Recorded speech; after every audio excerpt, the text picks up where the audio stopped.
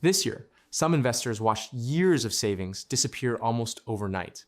Not because they were reckless, not because they ignored obvious warning signs, because their money was sitting in places that looked safe until they weren't. A fresh wave of major crypto exploits reminded everyone how quickly trust can disappear when risk is hidden beneath complexity. And that fear is spreading far beyond crypto. Right now, millions of people are asking the same question. Where is money actually safe in 2026? If your cash is sitting in a checking account, a random high-yield product, or an investment you do not fully understand, this matters to you. Because doing nothing with your money is still a financial decision. And in today's economy, the wrong decision quietly gets more expensive every month. In this video, I am breaking down the exact financial ladder smart investors use to protect cash, beat inflation, and stay positioned for long-term wealth. And by the end, you will know exactly where your money should be sitting right now. Right now, money's moving fast. Not because the world is ending, and not because every market is collapsing. Money is moving because confidence gets shaken whenever hidden risks suddenly become visible. Recent crypto failures reminded investors that complexity often hides danger. At the same time, stubborn inflation continues, eating away at idle cash. And uncertainty across multiple asset classes has forced regular people to rethink what safe actually means. That creates two dangerous reactions. The first is panic. People sell everything and hide in cash. The second is desperation. People chase risky products, promising unusually high returns. Both are emotional decisions. Neither is a strategy. The real question is not whether markets will recover. Markets always move in cycles. The real question is this: is your money sitting somewhere that matches its purpose? That is what separates smart money from emotional money. There is no single perfect place for money. There are only the right places for different time horizons. Think of your money like a ladder, and the rung you belong on depends on three things: how soon you might need it, how much emergency cash you already have, and how much volatility you can tolerate without making emotional decisions. Let's start with the first rung. Step 1, the foundation.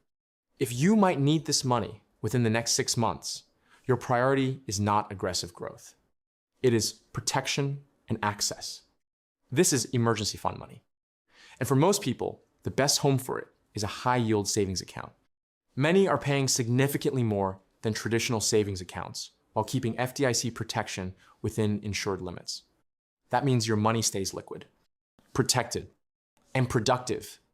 This is your financial shock absorber. Every adult should aim for 3 to 6 months of essential living expenses here before chasing anything riskier. A strong alternative is a money market account, especially through reputable credit unions. Treasury bills are also worth serious consideration. They're backed by the US government and often provide competitive short-term yields.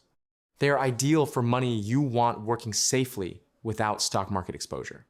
But here is what you must avoid: leaving meaningful cash in a traditional checking account or near zero yield savings account. That feels safe. It is not. It is slow financial erosion. Here's the mistake most people make. They think doing nothing is neutral. It is not. Inflation quietly reduces what your money can buy over time. Your balance might look unchanged, but its purchasing power shrinks. That silent loss is exactly why banks benefit when your money sits still. This is why protecting cash is not enough. Your cash must also work. When markets get noisy, most people follow the same destructive pattern. They panic when prices fall. They sell to stop the emotional pain. They sit in cash while recovery begins. Then they buy back when everything feels safe again. That cycle destroys wealth because investing rewards patience. The market transfers money from emotional decision makers to disciplined ones. If you want long-term success, you must break that cycle. That starts by putting money on the correct rung of the ladder. Now, let's move to rung 2. This is money you will not need for at least 6 months, but probably within 5 years. This money needs stability and inflation resistance. One option worth understanding is U.S. Series I savings bonds. They adjust based on inflation and are backed by the U.S. government. They come with purchase limits and holding requirements, but for the right investor, they can be valuable. Another strong option is building a Treasury ladder. This means buying government-backed securities with staggered maturity dates. That gives you predictable access to cash while locking in yields across time. For slightly more growth potential, diversified dividend-focused index funds can make sense here depending on your timeline and risk tolerance. But this is where discipline matters. Avoid products offering unusually high yields with unclear risk structures. If something promises outsized returns with very little explanation, slow down. Understand it fully before committing capital. Complexity is often where hidden risk lives. The biggest lesson from recent crypto failures is not that innovation is bad. It is that transparency matters. Many investors entered products they believed were safe because the marketing looked polished and the yields looked attractive. But complexity can create blind spots. And when systems fail, hidden vulnerabilities become painfully obvious. This matters, even if you have never owned crypto.